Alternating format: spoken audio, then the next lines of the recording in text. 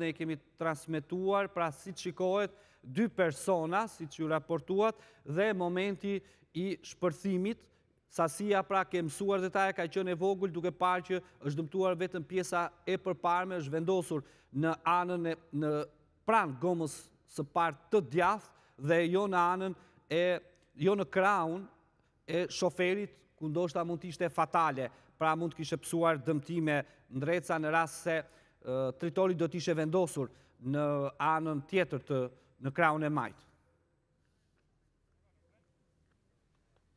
Po në Ertil, përveç se ka qenë një sasi e vogël, ajo ka rënë në tokë, nuk ka shpërthyer, ngjitur lënda plase me mjetin. Paktën kjo është një detaj që kemi arritur të mësojmë nga grupi hetimor i policisë së Shkodrës, forca gjeniere, të cilët kanë qenë në vendin e ngjarjes. Lënda plase në momentin që është ndezur makina dhe kur shtetasi ndreca është rikthyer edhe një herë në banesë, duket se ka rënë në tokë dhe shpërthimi ka qenë në tokë dhe së bashku me mjetin. Për këtë arsye dhe dëmet nuk kanë qenë ndoshta edhe akoma më të mëdha apo edhe më fatale që mund të kishin rrezikuar edhe jetën e shtetasit ndrece. Pra në momentin e shpërthimit lënda plase nuk ka qenë ngjitur me pjesën e makinës, por ka qenë në tokë. Dhe grupi i ekspertizës momentin kur është larguar mjeti dhe kanë parë vendin e ngjarjes, dallohet pjesa e shpërthimit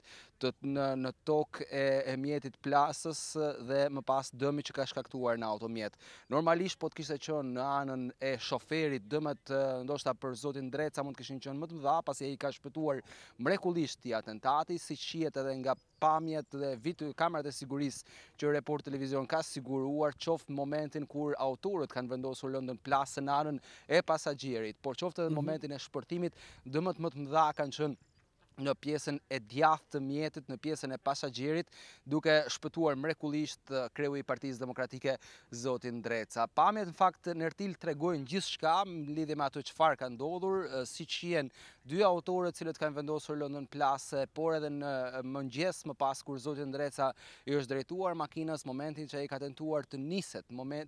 lënda plase ka shpërthyer. Dyshohet që të paktën nga informacionet që ne kemi, gjithçka lidhet me një shpërthim të komanduar nga distanca, nuk dihet nëse kanë qenë afër apo në një distancë më të largët autorët të cilët kanë monitoruar lëvizjet e zotit Ndreca. Ka shpëtuar mrekullisht edhe nëna e tij, e cila po i drejtohej vendit të pasagjerit dhe në momentin e shpërthimit ajo ka qenë jashtë në obor duke u drejtuar makinës në momentin kur mjeti ka shpërthyer. Këto janë,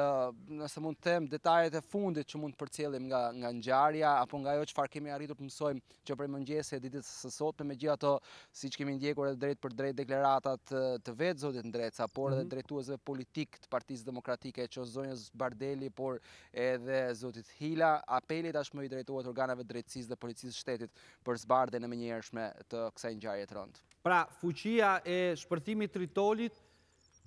ka qenë e ulët për shkak se në momentin,